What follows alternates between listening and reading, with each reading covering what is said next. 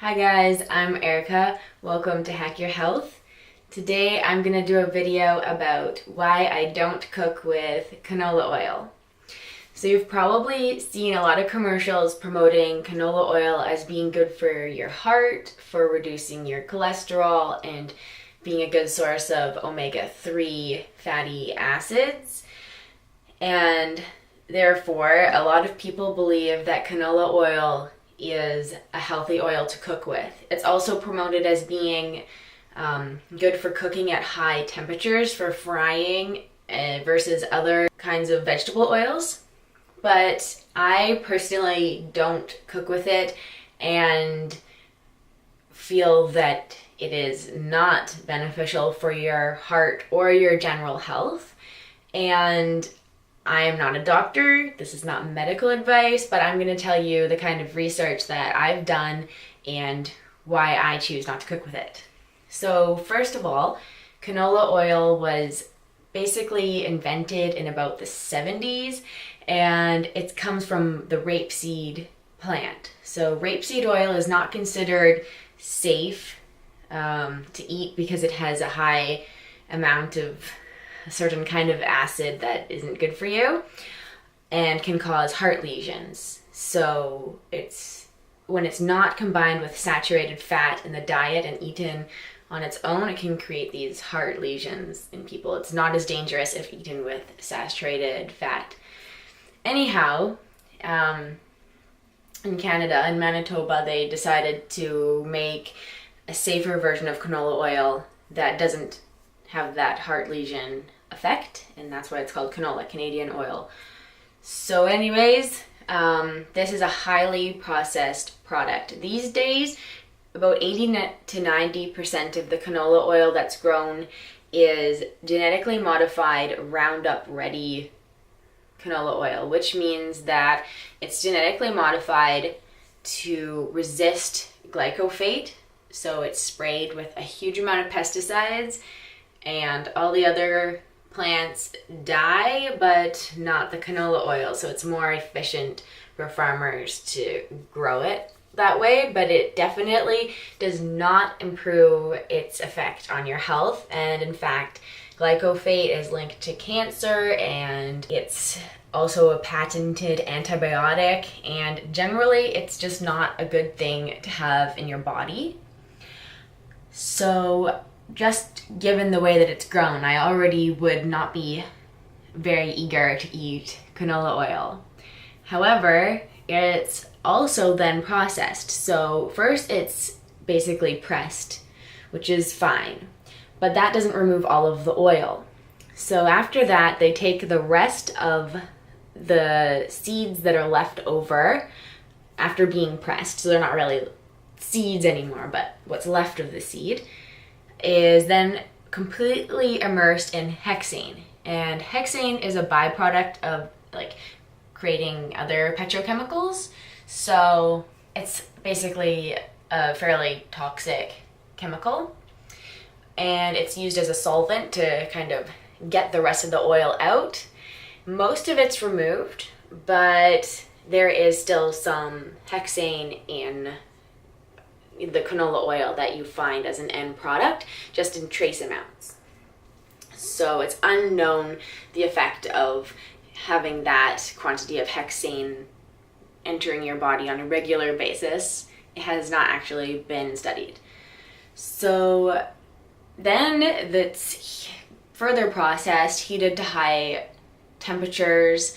And when it's heated to high temperatures, of course, these are unsaturated fats, so they become rancid, and some of them become trans fats, which are known to be bad for your health.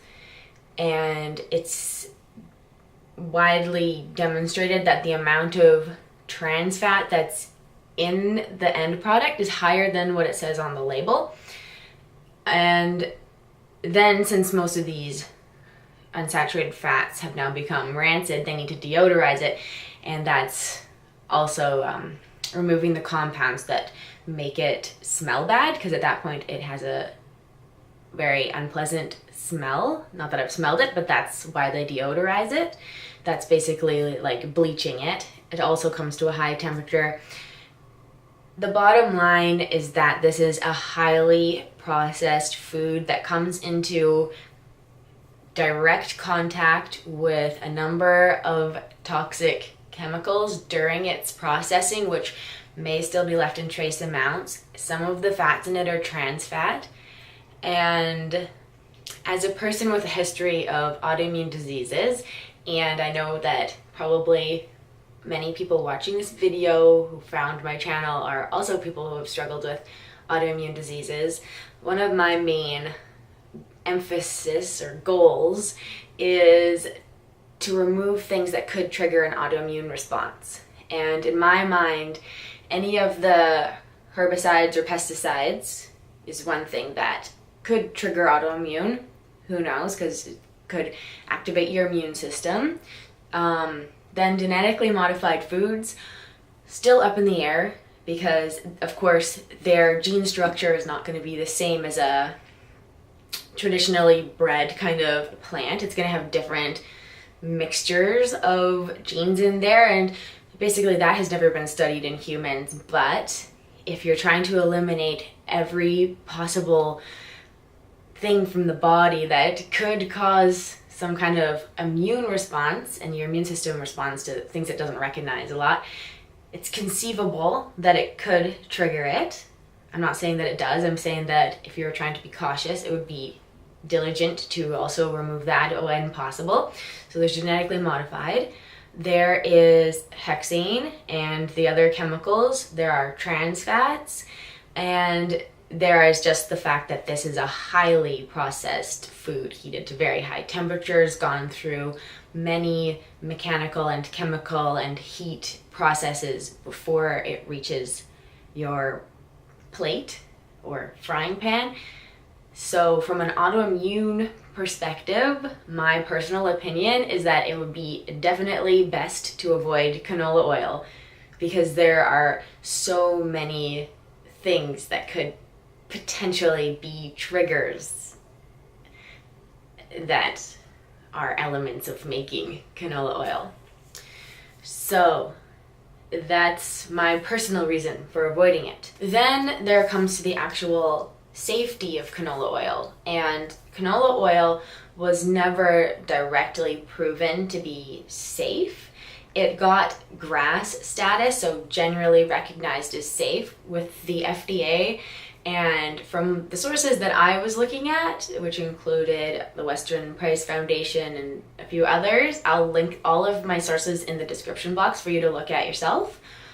There's a rumor that the Canadian government paid $50 million to the FDA to get it generally recognized as safe. I don't know if that's true, but point being, it wasn't through scientific research or study that it was approved. They did not study it to see if it was safe.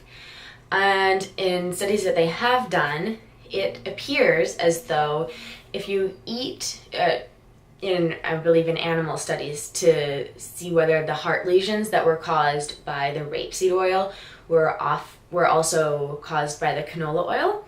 And they didn't have the same kind of heart lesions, but it did have a negative effect on the heart when it wasn't eaten along with saturated fats.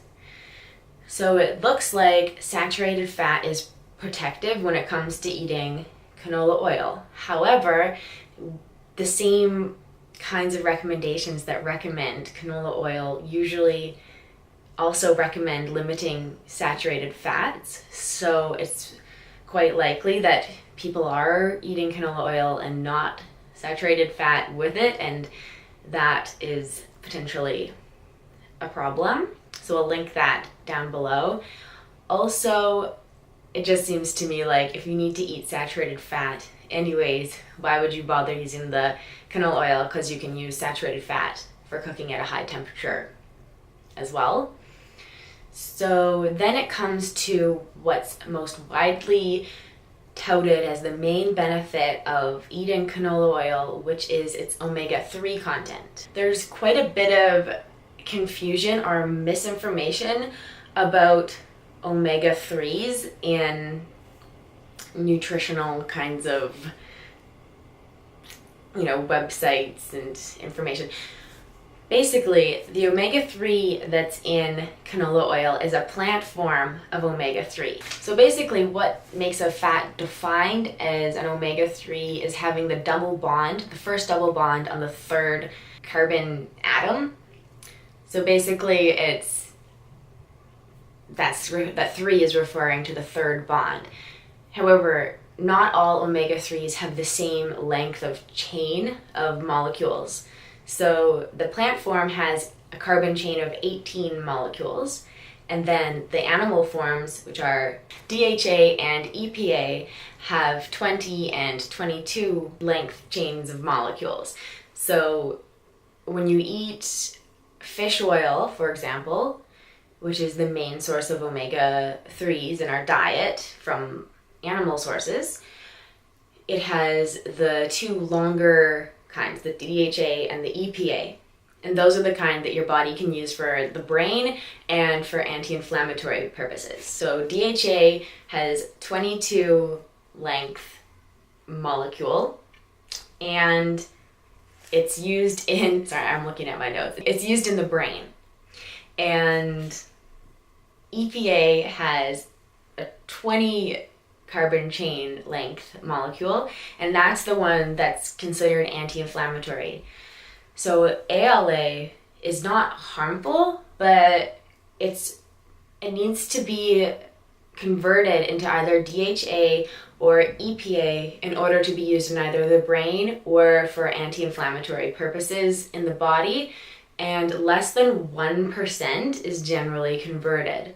So you would have to eat an absolutely huge amount of plant-sourced omega-3 in order to see the benefits that are seen when you increase your intake of fish. And most of the studies that show that, well, all of the studies that I have seen that show that omega-3 is protective for heart health or anti-inflammation, etc., those are done with the fish oil and generally on actual fish in the diet being the source. And the plant form of omega-3, so far as I have seen, and I'll link again some sources, doesn't seem to have that same result. It's actually used as fuel. So it's still a good source of fuel for the body and can raise your DHA very briefly, but it doesn't have the same effect as eating animal forms of omega-3. Furthermore, when it's eaten with omega-6, it's sort of omega-6 and 3 compete with each other because they're more similar. So the pathways that they use or whatever are similar. So when you get a lot of omega-6 with the omega-3, it also competes and even reduces it more, or at least its use more. So since there's so much omega-6 in canola oil and the omega-3 is not a form that your body can really use, it's not really useful for reducing inflammation so far as I can tell. And the vast majority of people in our Western kind of diet, and even people that eat a pretty healthy diet, generally get too much omega-6. So it does not seem to be beneficial enough to justify all the omega-6 that comes from the canola oil. So in that sense as well, it's more inflammatory than anti-inflammatory. So I wouldn't personally use it as a source of anti-inflammatory fats, because what you're actually getting is energy mostly from the omega-3 that's in it, because your body can't really convert it, plus omega-6, which is inflammatory when not eaten in a good ratio with omega-3. So you would still need to supplement fish oil or actual fish or another source of animal omega-3 in order to have that really be anti-inflammatory. So I'm not convinced that it's a healthy source of well-balanced fat either. So that's another reason why I wouldn't personally cook with canola oil. Yeah, so I feel that it is very unlikely that canola oil is going to be helpful for heart health, given that the original plant itself caused heart lesions, and that's why it wasn't approved, and that's why they needed to even make canola oil. And it looks like it still can damage your heart when not eaten with saturated fats. So it seems like it wouldn't be good for heart health. Plus, the source of omega-3, even though it's technically has a carbon, the first double bond on the third carbon, it's not the kind of omega-3 that your body can use.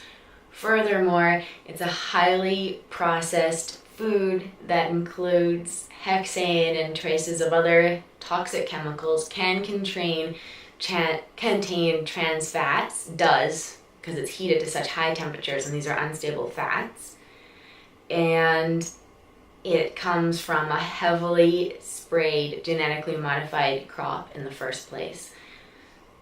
So that's why I don't cook with canola oil, and I would suggest, if you do cook with it, to look into the studies that I'll post in the description box, and perhaps go with a different oil for cooking. But this is not medical advice, this is my personal opinion. If you want to know what I do cook with, I'll make another video about that, so be sure to subscribe if you'd like to see it, and if you'd like to see more of my videos generally. And thank you for watching. If you have any comments or questions or further information that I may have overlooked in this video, or anything else that you'd like to share, please leave a comment, and I'm happy to discuss with you. Thanks so much for watching, and best of luck on your healing journey. Okay, bye.